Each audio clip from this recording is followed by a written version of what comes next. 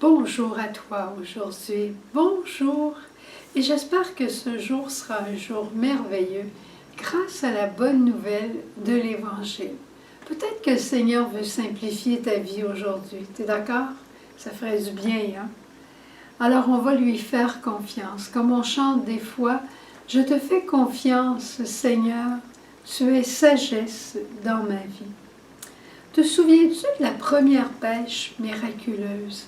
Quand les apôtres avaient rien pris toute la nuit et que Jésus leur a dit « Allez, tirez vos filets encore une fois » et que là, ils ont pris une grande quantité de poissons. Et devant la puissance de la parole de Jésus, Pierre est tombé à genoux devant Jésus. C'est pas rien, ça. Il est tombé à genoux devant Jésus et lui a dit « Éloigne-toi de moi, Seigneur, je ne suis qu'un pauvre pécheur. » C'est un peu la conclusion de mon évangile d'aujourd'hui, de cette bonne nouvelle. Le royaume des cieux est encore semblable à un filet qu'on jette en mer et qui ramène toutes sortes de choses. Des poissons, mais pas juste des poissons, toutes sortes de choses. On est dans le dernier des paraboles du royaume dans Saint Matthieu, où on a trouvé le sommeur, on a trouvé l'ivraie, on a trouvé la perle. Ce qui est un peu commun à ces paraboles, surtout celle du sommeur, de l'ivraie, et aujourd'hui avec les poissons, c'est que dans le royaume de Dieu, il y a des bons et des moins bons. Il y a des parasites. Et tu sais ce que c'est un parasite, hein? C'est quelque chose qui vit aux dépens de ce qui est bon. Et on dit toujours que quand il y a du bien qui se fait, on dirait que le diable arrive puis essaye de mettre de la bisbille à l'intérieur de ça. Quand il n'y a rien qui se fait, on ne le voit pas. Ici, on a des bons poissons puis des moins bons. Et chacun de nous est un peu comme ça. Il y a du bon puis du moins bon en nous. Mais il faut faire attention à une chose.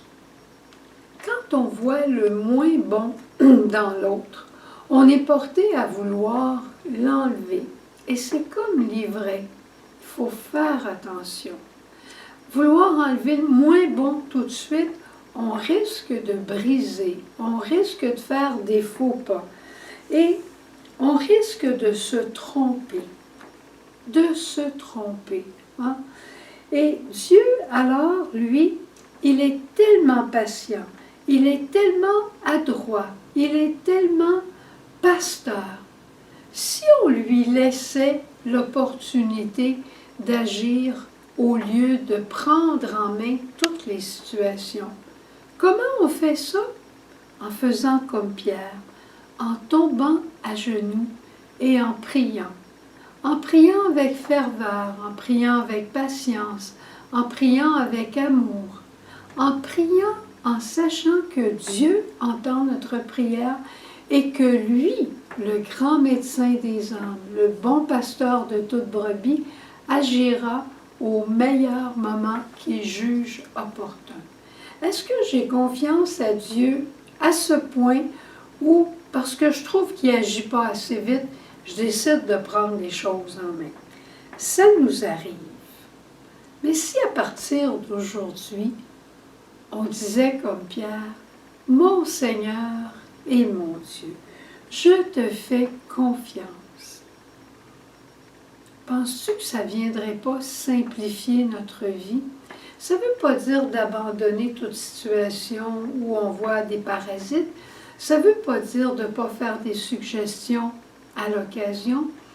Mais ça veut dire d'y aller avec le doigté et la patience et la miséricorde de Dieu. Tu ne l'as pas? Moi non plus. Et c'est pour ça qu'il faut prier. C'est pour cela qu'il faut prier et permettre à Dieu d'être Dieu dans la vie de l'autre.